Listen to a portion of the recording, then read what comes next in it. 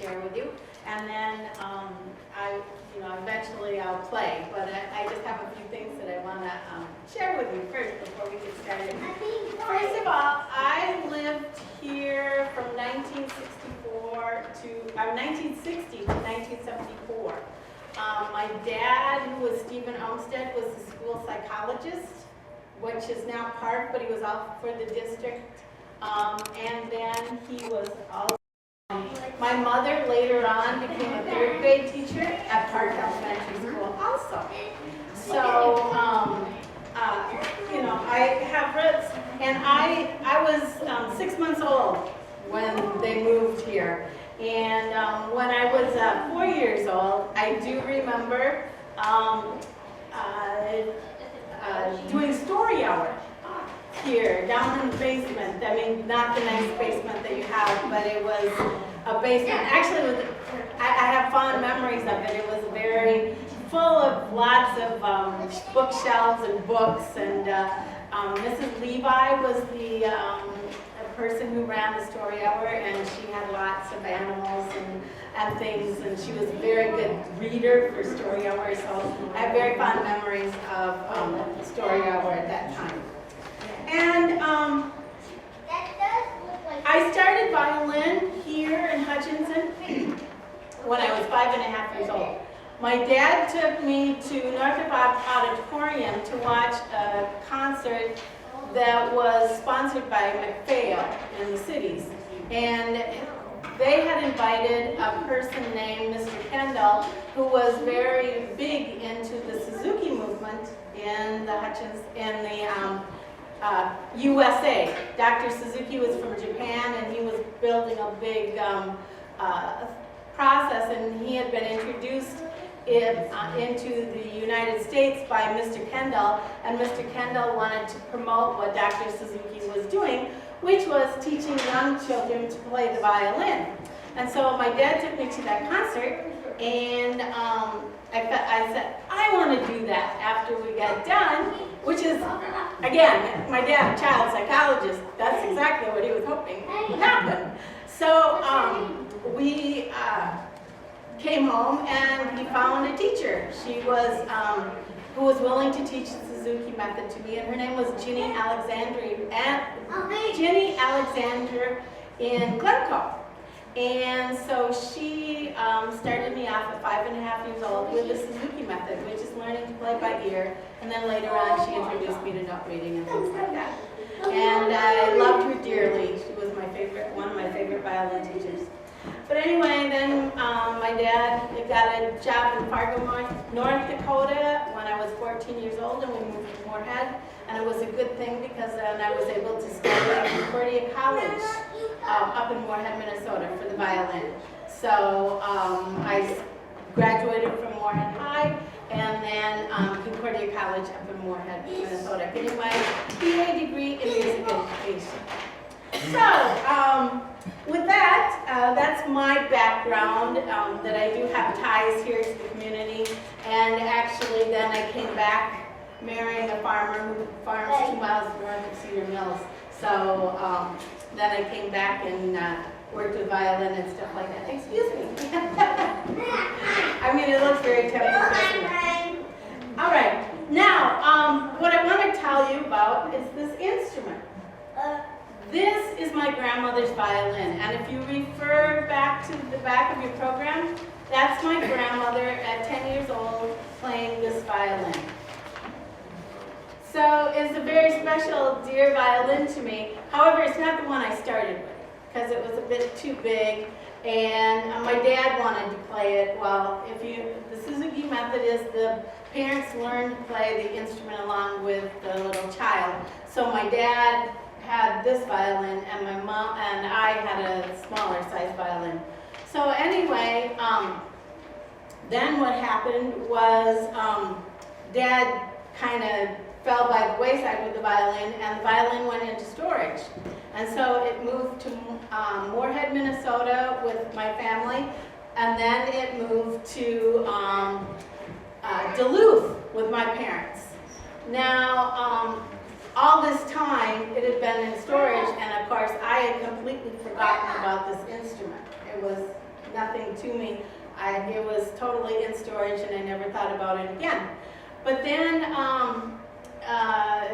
about 2017, I think it was, my parents were downsizing, and so I went up and helped them to go through their stuff. So, and let me say, they had a 6-bedroom home, so there was a lot of stuff to go through. But anyway, I went through their stuff, and I was helping them for their garage sale and everything like that. And I found this violin in the basement. And I opened up the case and I cringed. The violin was all in pieces. Yeah, my dad said that they had the flooded basement, and he said the violin was one of the things that got flooded. And he said once it got flooded and it dried out, he couldn't look at the violin again. And so he just put it away and never was looking at it again. So I saw it all in pieces. But I said, Dad, can I take this instrument? Because I think I know somebody who can fix this. And Dad's like, because it's like Humpty Dumpty.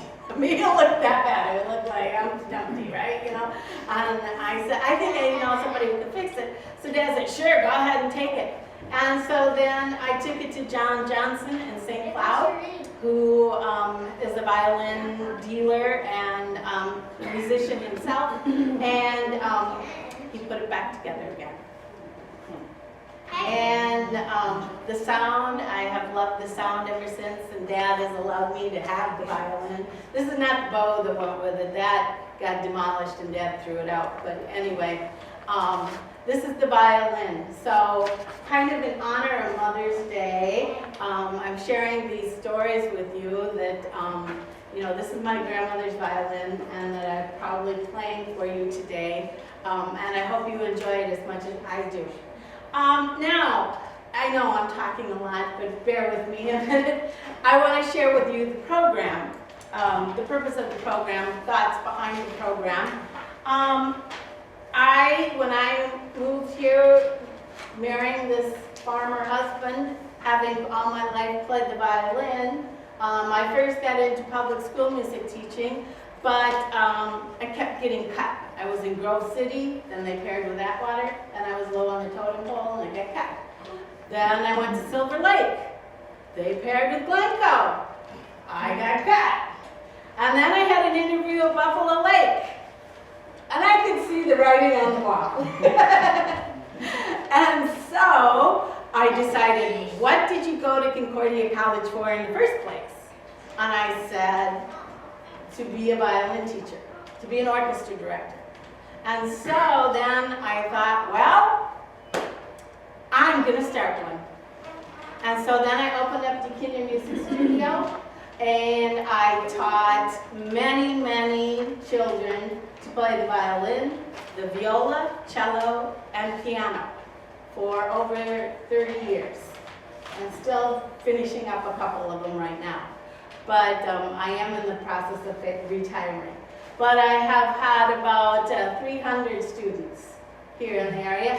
I cooperated with a number of different teachers who also had moved into the area, and we had the Crow River Area Youth Orchestra, and we had 3 orchestras with that program. But I'm afraid that those teachers either passed away or moved away, and it left it to me, and then, you know, I decided I wanted to retire like a normal person, and so it's kind of phased away. But anyway, I just want to share with you the program that I chose. These are songs that I have taught my students, but that I really are my favorites when I was teaching them and things like that. And I'll explain maybe a little bit about them as we go. I also chose the program because I want to bust myths about bluegrass, fiddling, and things like that. It's not just a stereotypical kind of experience. As you read your program, you'll see that there's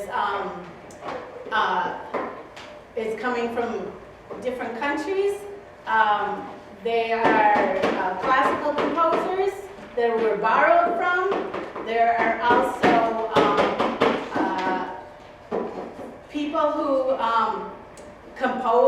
the songs, and then the fiddling songs, and that it's not all Caucasian nationalities that are behind fiddling pieces.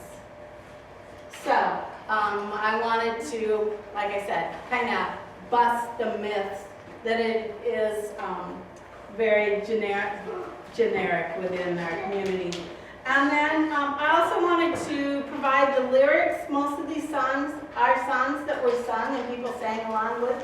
I'm not asking you to sing, but I just thought it would help you have context with the program. Okay? Now, I appreciate your patience in listening to my stories and my experiences and background and things like that. I promise now I will play. Before I do, just one more thing. If you could put your cell phones on vibrate or turn them off, I would really appreciate it. Otherwise, we will begin. Now, the first song is called The Red River Valley, and this song is a Canadian song from Manitoba, and which is also part of the Red River Valley. And like I said, I graduated from Moorhead High, so I have fond memories of the Red River Valley. So, I will actually play now.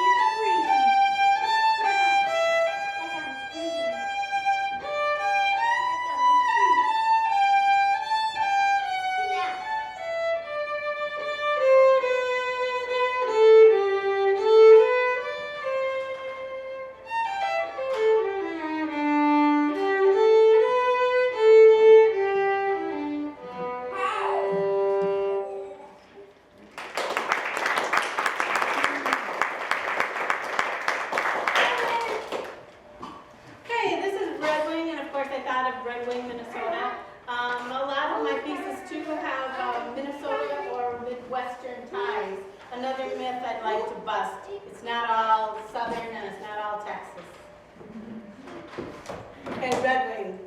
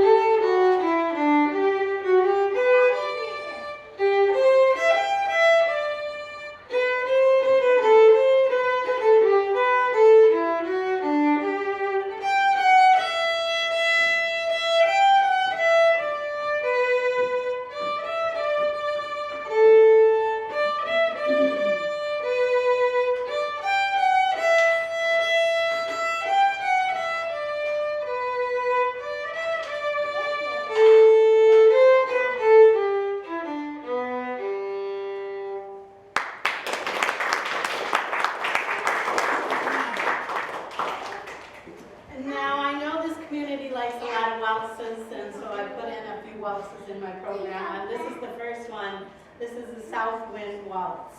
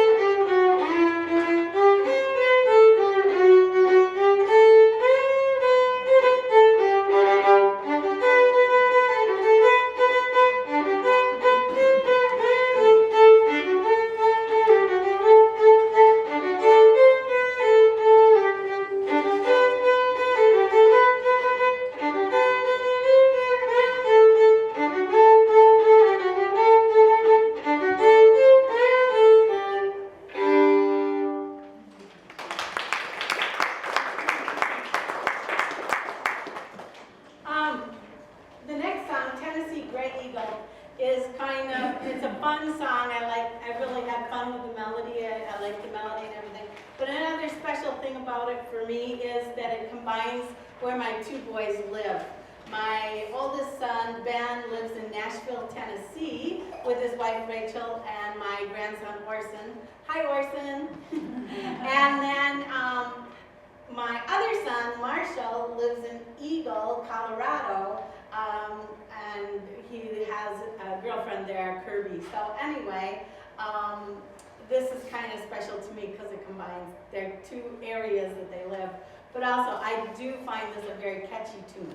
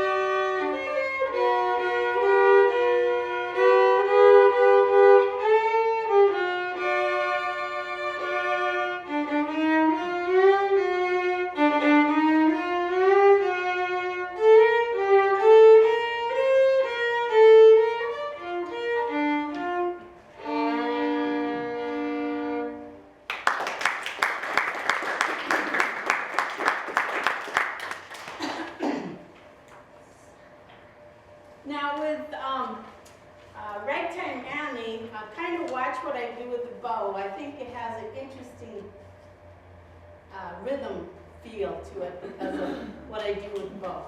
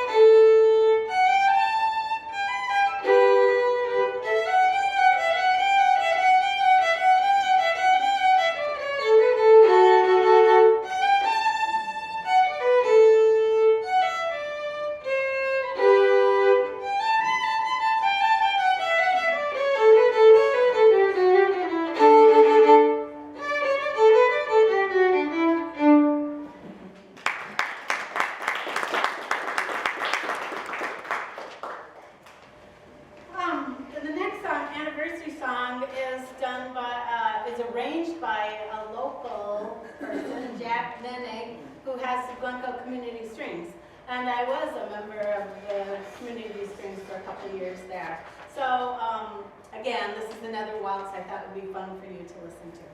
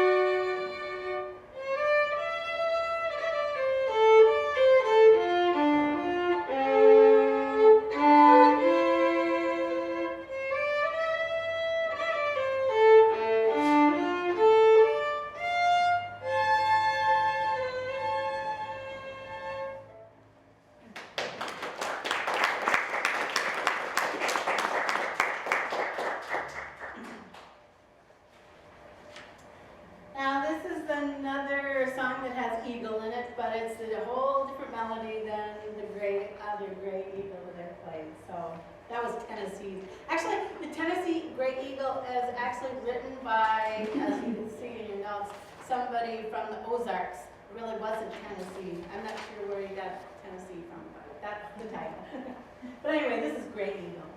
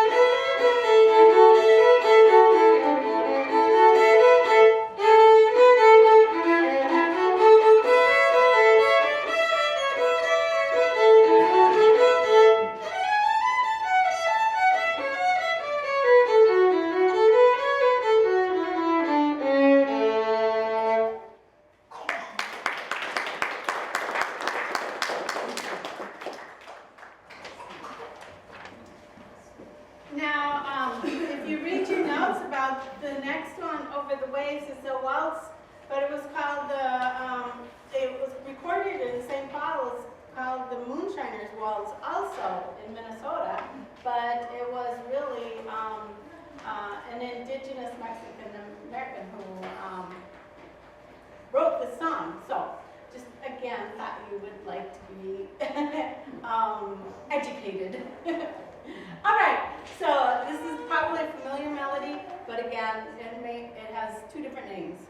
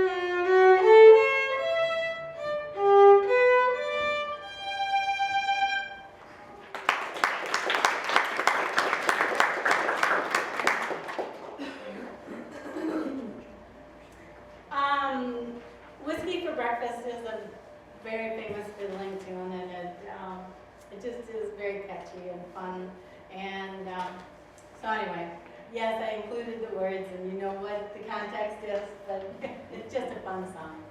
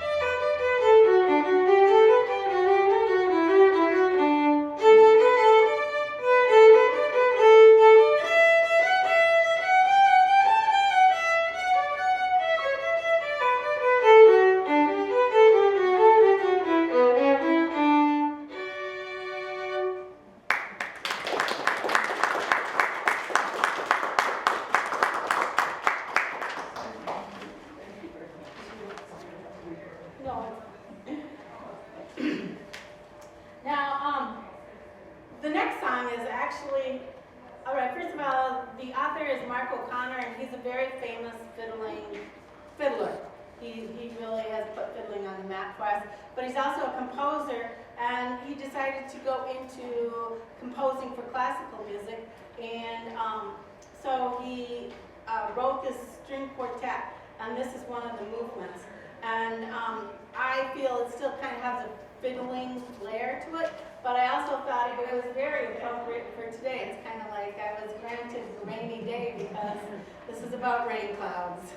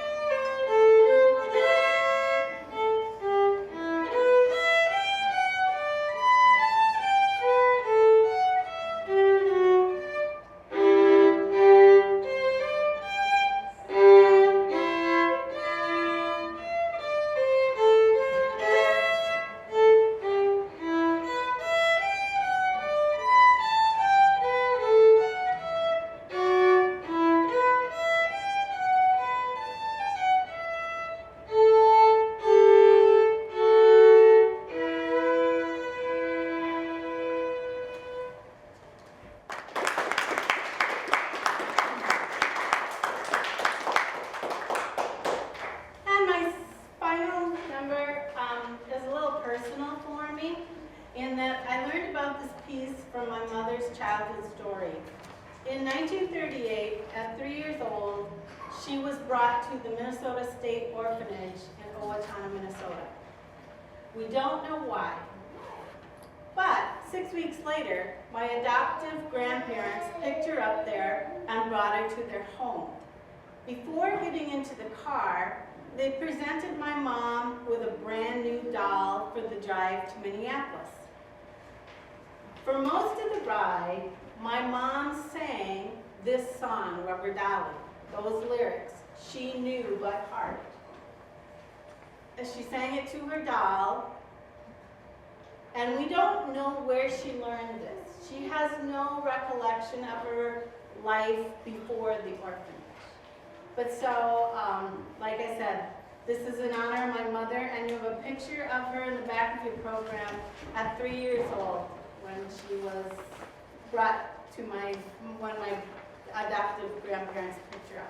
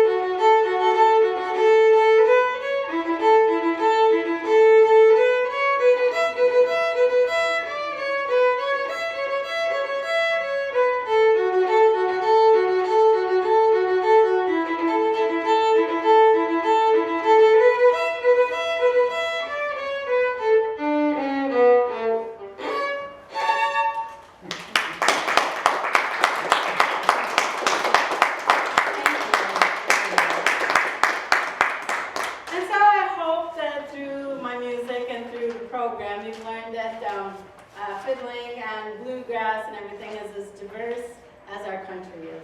Thank you very much for coming today.